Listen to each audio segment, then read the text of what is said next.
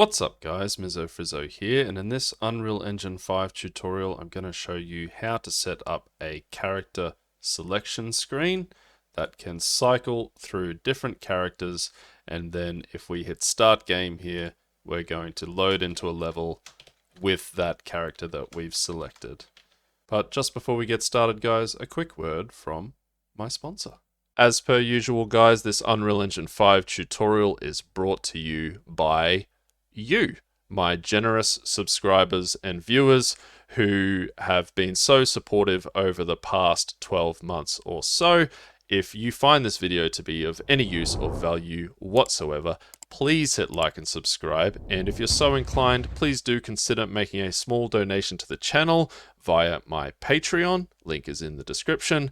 I do also have some very exciting news for you guys. I have created a Discord. It is called MizzoFrizzo, and the first 150 people to sign up for a membership on my Patreon will receive lifetime access to MizzoFrizzo, even if you immediately cancel your membership. So with a one-time payment of $10, you will be made a permanent legacy member of my Discord. I will send you an invite link via Patreon and we'll get you onboarded, and you'll be a permanent member of MizzoFrizzo with just one payment of $10. Do jump on this guys if this interests you, because I will not be extending this offer. It will only be offered to the first 150 people who sign up via Patreon for that $10 membership. But without further ado guys, let's jump into this tutorial.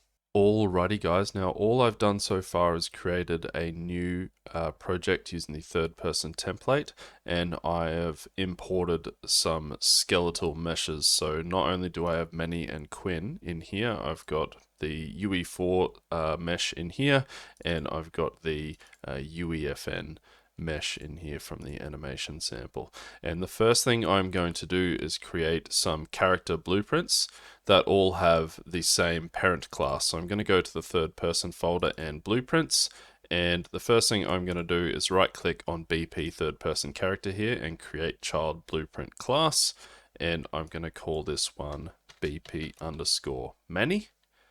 I'm going to duplicate it. I'm going to call the next one BP Quinn, and duplicate it, call the next one BP underscore UE4, and duplicate once more and call the last one BP UEFN.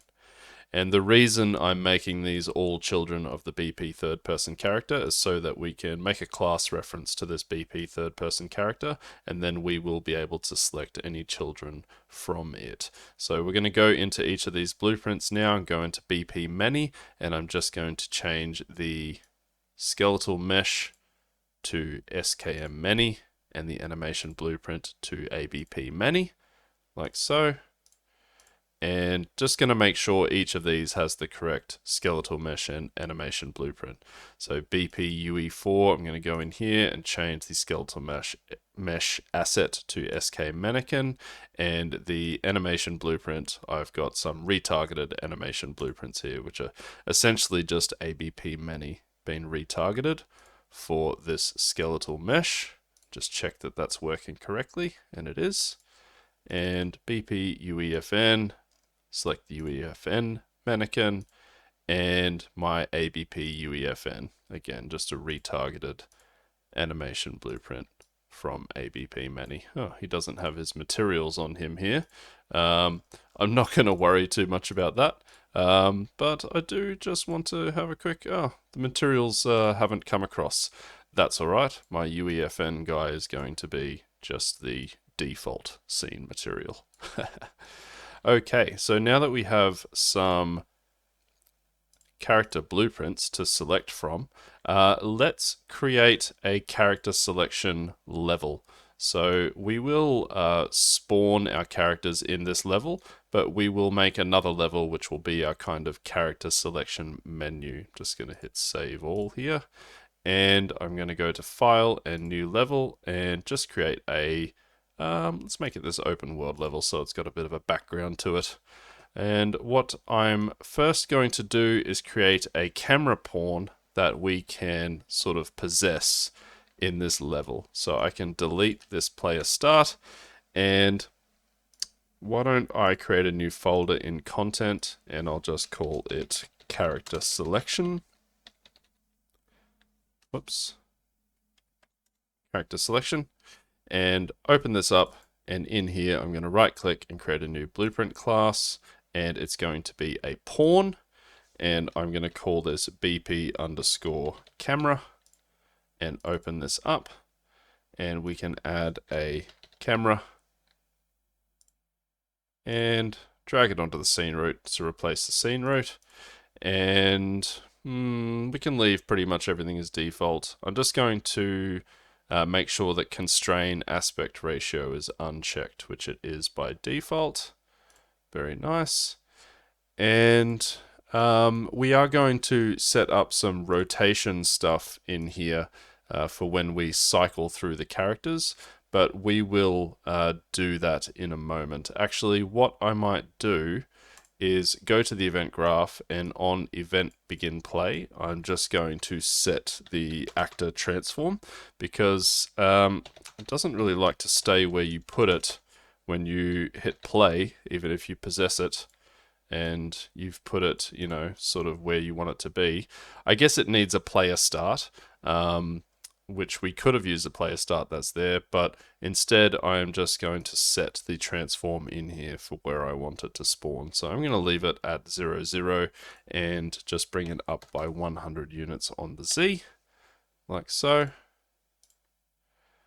And to possess this, to spawn with this camera, we actually need a game mode for this level here. So let's stay in our character selection folder and right click and create a blueprint class of type game mode base, and I'm going to call it game mode underscore character select car select, like so.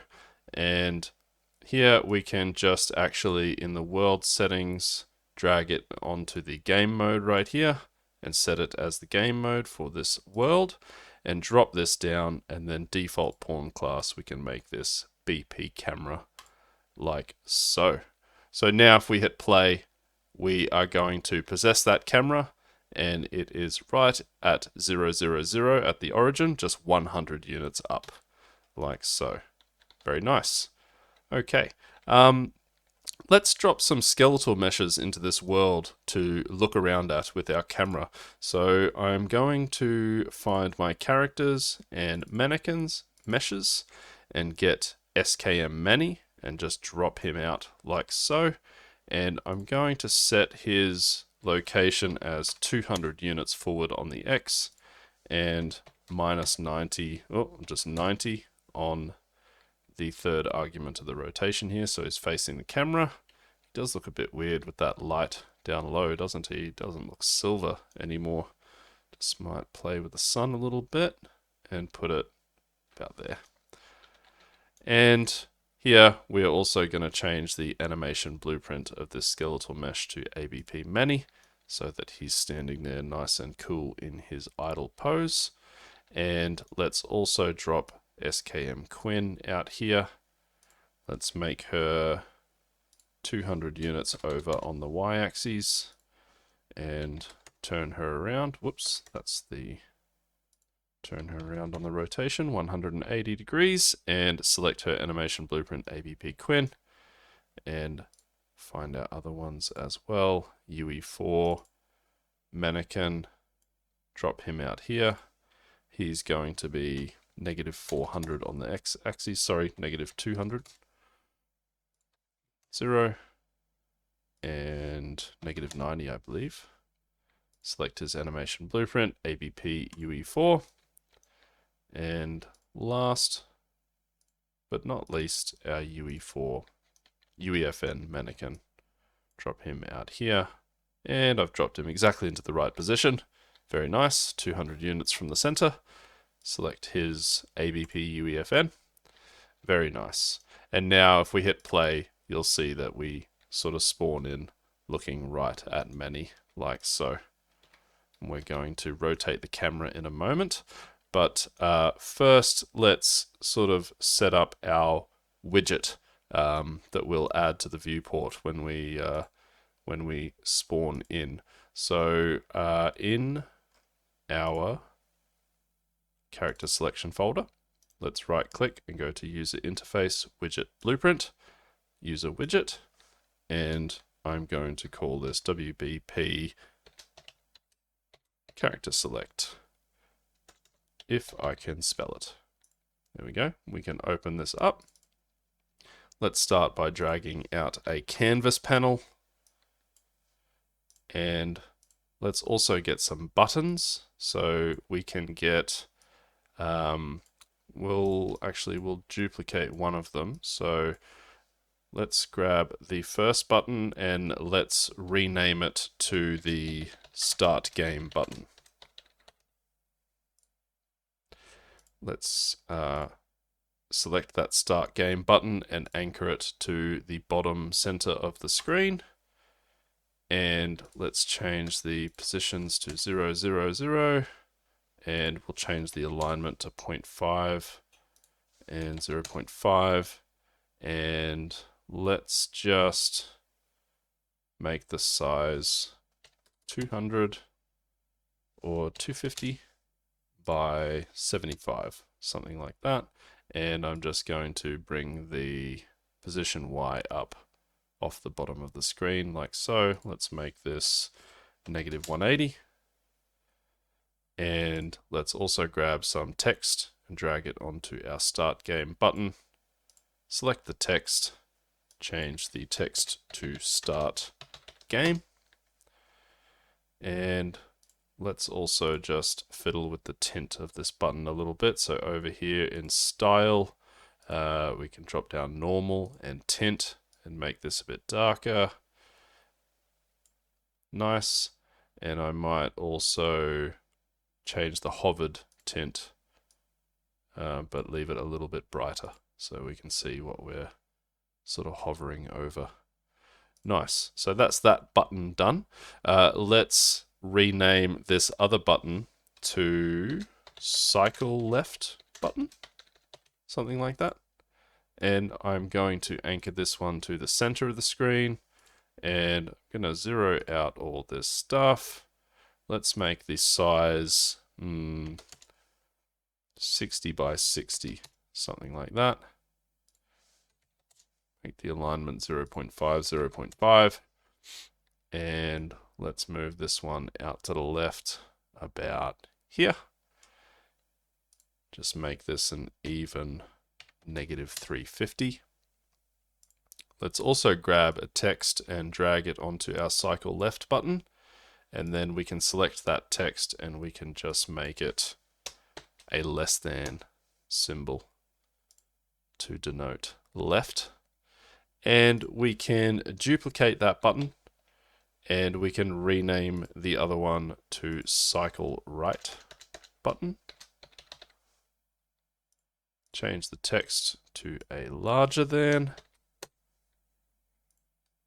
And let's zero out the position, and the alignment is correct, and the position X will be 350, I believe. Very nice. So now we've got a little widget. We just need some functionality on these buttons. But just before we do that, because I always forget to add it to the viewport, let's add this widget to the viewport, and we will do it in our game mode. So head on over to the game mode and go to the event graph, and we don't need event tick. On event begin play, we can create widget. And that's going to be our WBP character select. We can add this to the viewport. And also we just want to get the player controller, and we will show the mouse cursor. Oops. Set show mouse cursor to true. And we also just want to set the input mode to game and UI, and the widget in focus, in widget to focus, will be the return value of this created widget right here. And as always, we'll try and keep this neat, like so. Very good. That is pretty much all we want to do in the game mode. So it's got our default pawn class and it creates this widget. So if we hit play, we're possessing that camera and we have our widget created, but we just need to create some functionality for these buttons. Nice. Okay, let's go ahead and do that. So if you go back to your WBP character select, what you can do is actually, just before we do this, I might fiddle with this tint a little bit and make it a bit more like the other button. And what you can do is you can drop down the tint here or open up this and just copy this hex linear right here. And now if I select this and I paste this into the hex linear, it will be, it should be the same. Why is it not the same? Ah, was I in the hovered? Ah, yes, I was in the hovered section. Dope. So that will be the hovered tint. And then if we go back to normal in here, copy this one. Uno momento por favor. These must all be exactly the same, or my brain will stop working. There we go. Okay, now we can head on over to the graph. So up here you'll see we've got designer and graph. We can click on the graph and we can get rid of all of these. And what we're going to do is basically cycle through an index that we will store, and we will also use to set the camera position, and we will also create a game instance that will store the character that we have selected. So we'll store some variables in here as well. We will create a variable and we'll call it characters. And this will be an array of class references to the BP third person character. So BP third person character class reference, and then you can just right click here and it will change it to an array like so. And we will also have a character index, and this will be an integer, and make sure that you right click here and change this back to a single like so. We can compile, and then we can select this characters variable, and down here in the default values we can add four, and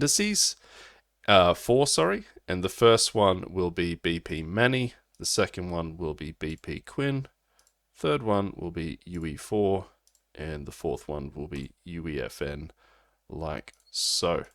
And then what we can do is find we'll start with cycle right. So I'm going to select the cycle right button and then click on clicked down here and create this event on clicked of that button. And first we just need some logic that will sort of cycle through the indices, because I don't believe there's a blueprint node that sort of wraps integers or wraps numbers in an effective way. You kind of need to either do it with logic or math. So we'll do it with some logic. We'll grab our character index here and we will check if it is less than the length minus 1 of our characters array. So grab your characters array and find length minus 1 off the length. Whoops. Getting ahead of myself there. Minus 1 off the length. And then if I hold B and click to get a branch, this will be the condition on our branch. And so basically if this is false, if it goes over the length of this array, we will set it to 0. So we'll grab a character index set node and we'll set it to 0. But if it is, we will just do a increment. So we'll grab our character index and we will increment int like so. And we'll stop our logic here for now because we need to create our game instance that's going to store our selected character. But while we're here, we will also grab the cycle left button and add an on-clicked event. And we need to do some similar logic here, but sort of for if we're cycling down through the integers, so it'll be slightly different. We can grab, actually I'll just grab these two nodes and duplicate them down here.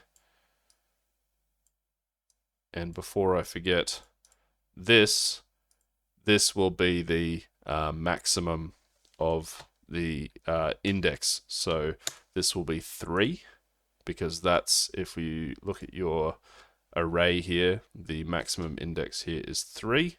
So if we go below 0, it's going to just set it to 3, like so. And we can grab our character index. If this is all a bit confusing, guys, don't worry about it too much.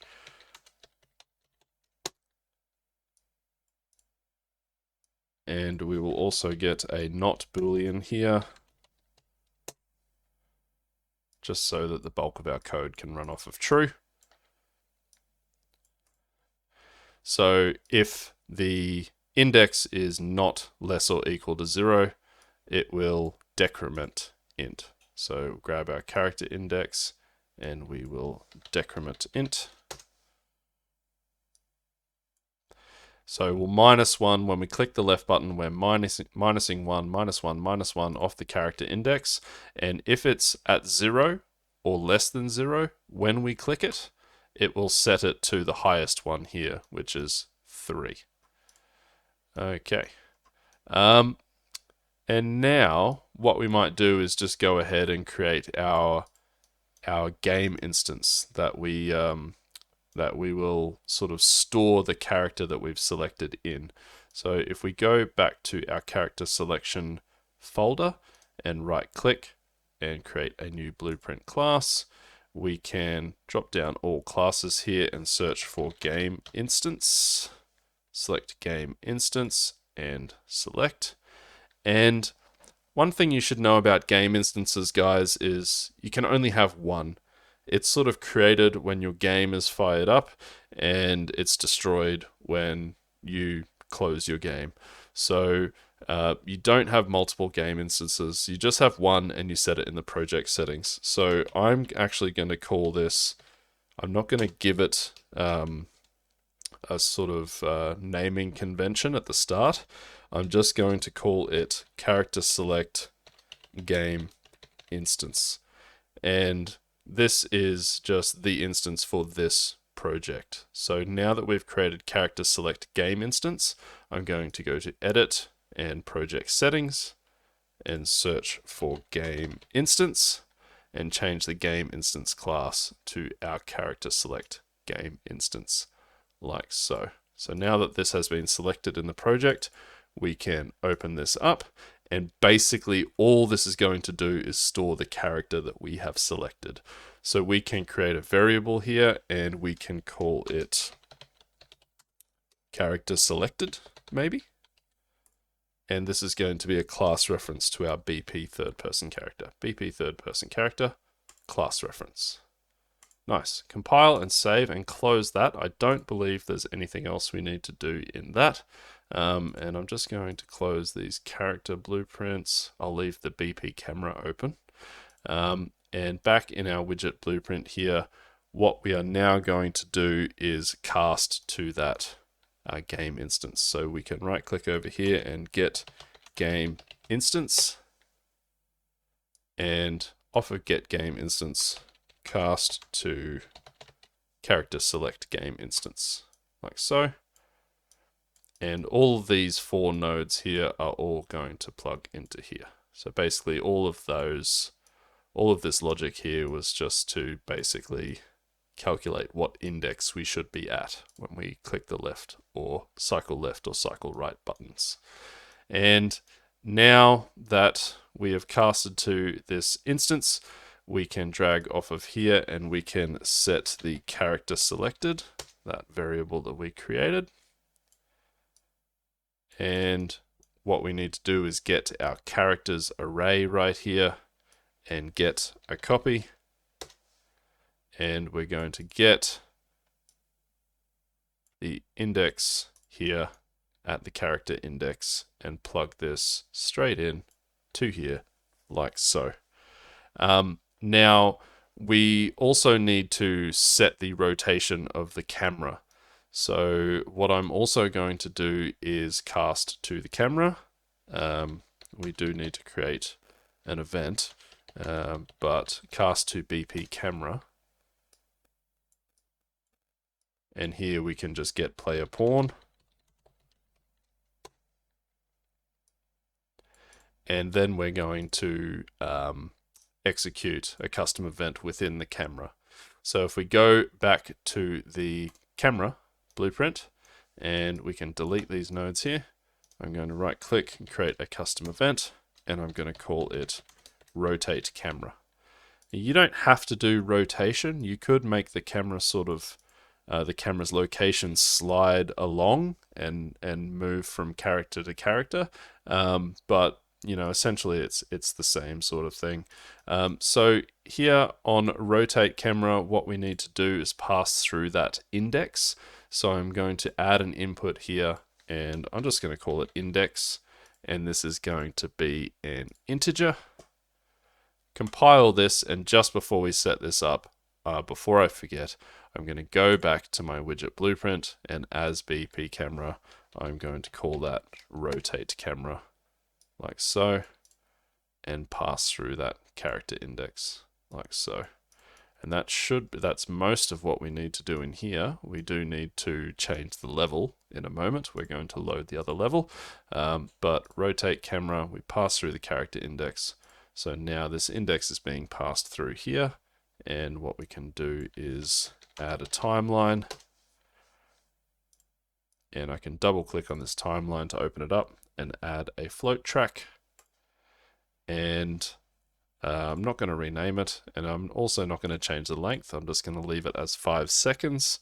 It seems a bit long, but for some reason I haven't got this to actually take how long the timeline says. I'm going to make it 2 seconds, and then I'm going to hold shift and click twice on here. I'm going to create 2 keyframes, and I'm going to select the first keyframe, and I'm going to make it time 0 and value 0. I'm going to select the other keyframe and change the time to the maximum time of the float track, which is 2 seconds, and a value of 1. I'm going to click these 2 little icons here to zoom out, and I'm going to select both of these and right click and change this to auto to make it a bit smoother. And you can play with this a little bit, but I might just make mine sort of start off a little bit steep like so and slow down as it reaches the end. And now I can close this timeline, and now we have this float track right here. We can drag off of the float result and find a map range clamped. The in range A is going to be 0, and the in range B is going to be 1. So this float track is outputting anything from 0 to 1, as we saw right here. It's outputting 0 up to 1. And then this node is going to convert that value into a different range right here. And the range that we are going to use is we're going to get the actor rotation and split this struct pin, and we're going to use the rotation on the z-axis as the out range A. And then I'm also going to find a select node. I'm going to add a pin. We can plug this into the out range B to change these to floats, and the index right here is going to plug into the index right here, and we can actually add 2 pins, and we're going to make this 90, 180, 270, and then it will cycle back to 0. Nice. And then all we need to do, actually this needs to be on play from start, by the way. Timeline needs to play from start. And then on update here, we will set the actor rotation. We can split the struct pin here and just plug this return value into the z-axis like so.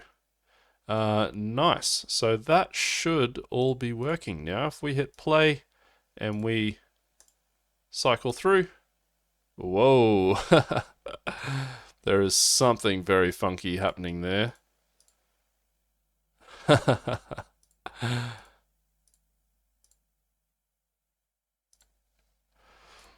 Yeah, so there might be some additional logic required here. See, the thing is, do we have enough indices? We have character index, characters 0, 1, 2, 3, -1, set it back to 0, and then set this as 3 if it's less or equal to 0, not less or equal to 0. Character index, and then pass that through. I don't know why it'd be wigging out like that. It's ending up in the right position, and it should be play from start. Huh. See, it works well first couple of times, and then when we get to the fourth character, it is doing something very funky indeed. We might have to come back to that one, guys. Okay, let's look at making this start game button work and load into another level and spawn one of these characters. So we've got our game instance, which is holding our character that we've selected, and that is going to pass it over to the other level. But the problem is we need to spawn the character not using the game mode in the other level. So the first thing we can do is we can just go back to our widget blueprint and select our start game button and on clicked. And what we're going to do here is just open a level by name. So we can drag off of this and open level by name.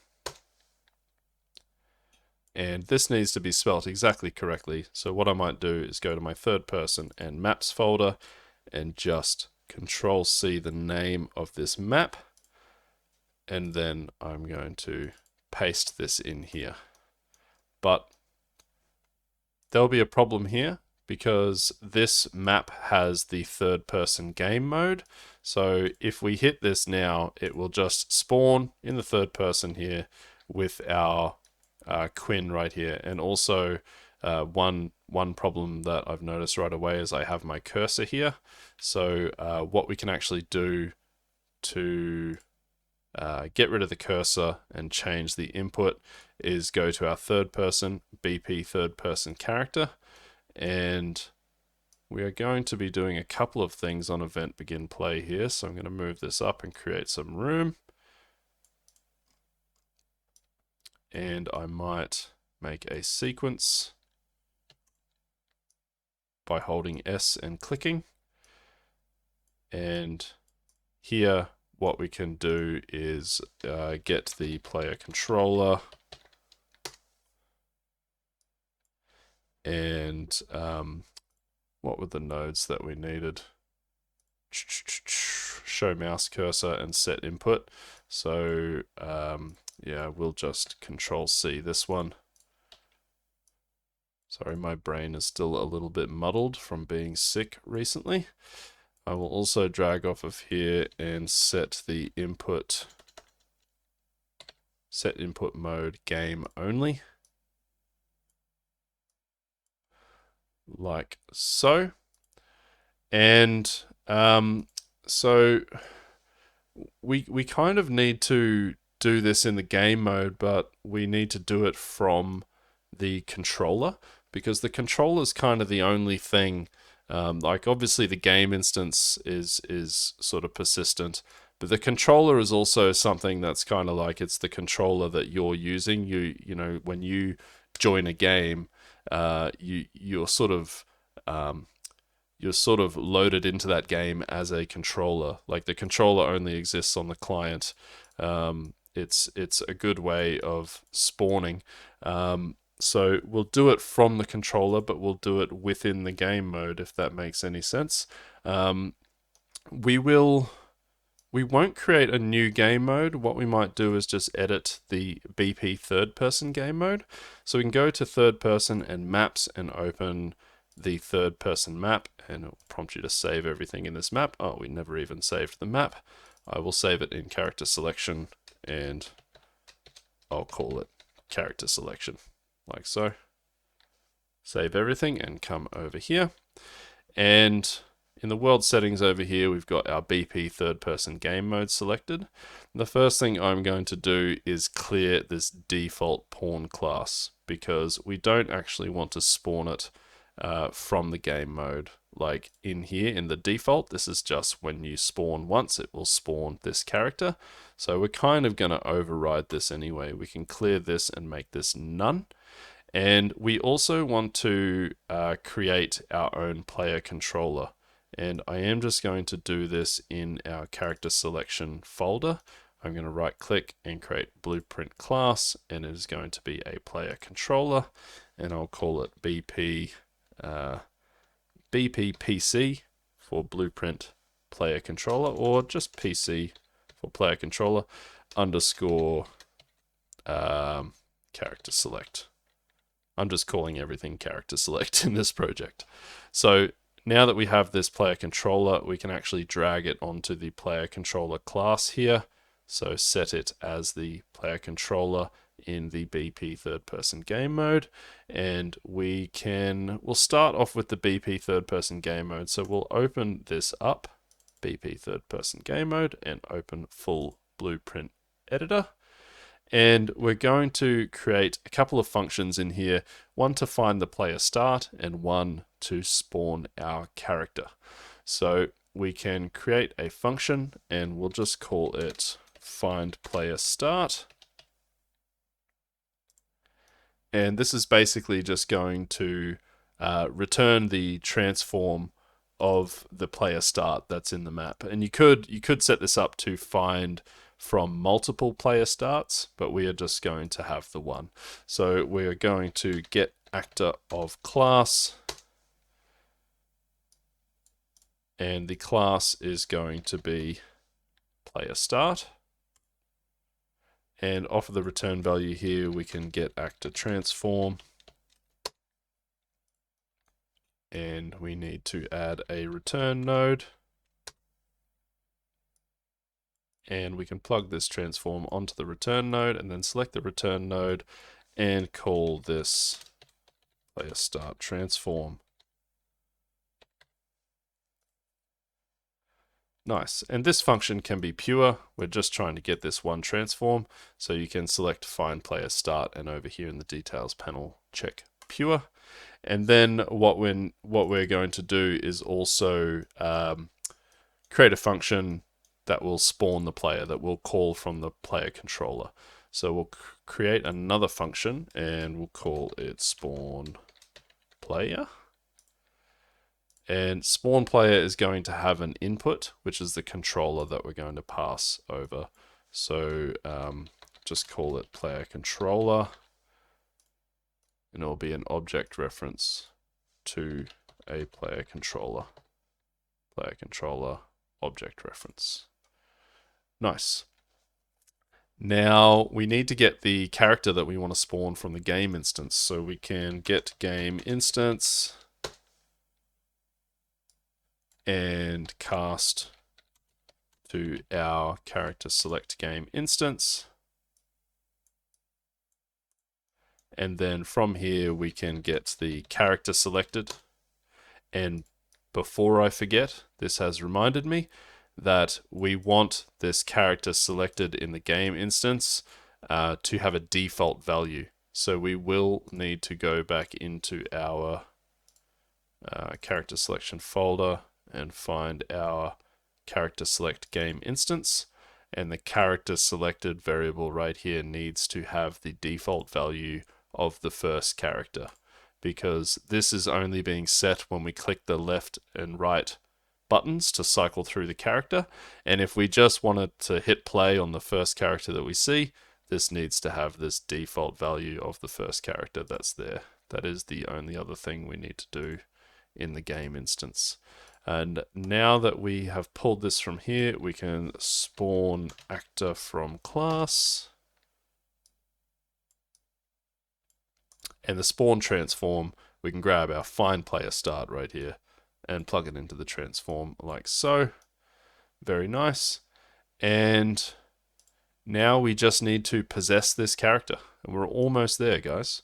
So if you search for possess here, it doesn't come up. But if you uncheck context sensitive, you'll find this possess node.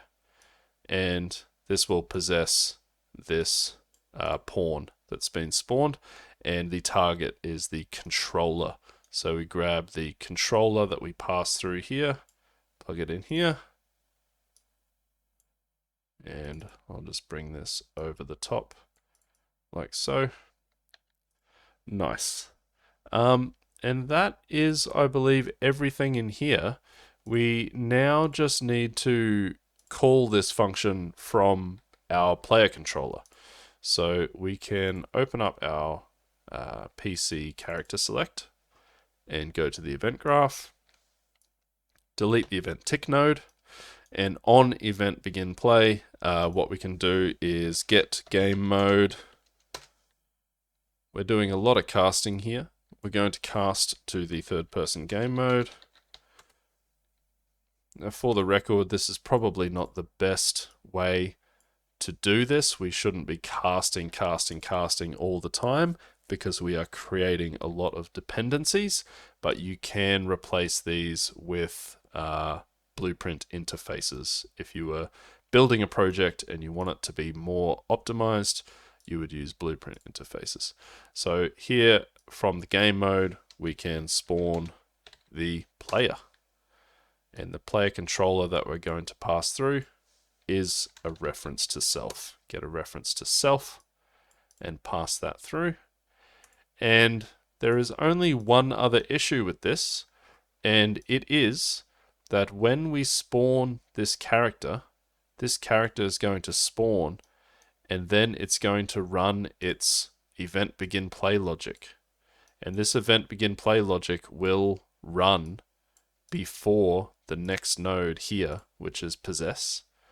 And you can't add the mapping context to this if it hasn't been possessed yet. So what we actually need to do is just add on event begin play in your BP third person character a delay until next tick. And this will just delay for one tick, which will give this enough time to run the possess node, and then this stuff will execute and the mapping context will be added. And I do believe that's everything. Now, we do have that bug with the rotation of the camera. I'm not going to go into fixing that right now, but you know, it is just a matter of how that actor is rotating. It's a little bit buggy. You may just want to have your sort of camera pan across between characters, so change its location rather than its rotation. I'm going to go back to my character selection map, and I'm going to hit play, and I should now be able to cycle between characters and then select one, and it will spawn with that character, but it is still doing the mouse cursor thing, and we need to check if it'll spawn another character as well. See, show mouse cursor is still checked, I think. So in BP third person character, yes, I needed to uncheck this to not show the mouse cursor. Nice. But the character selection seems to be working. So I have got that bug, but I should be able to spawn with the UEFN guy. And there we go. Okay. So I retargeted these animation blueprints just from Manny, and it doesn't translate the additive settings on those animations. So this is not something that I did with you guys, but for the record, if you do see that It's just because the land doesn't copy over the additive settings. So you need to open it up and change the additive and anim type to local space. And this will be frame from this animation. And this will be the 26th frame, like so. And I'm just going to very, very quickly do that in here as well, because this will not have it either. Local space, frame from this animation, frame 26, and save. And now, if I select this character, I'll spawn my UE4 character. The mouse cursor's gone, very good. And the landing animation additive is playing correctly. Guys, that's about it for today's tutorial. If this has been of any use or value to you whatsoever, please hit like and subscribe, and I will see you on the next one.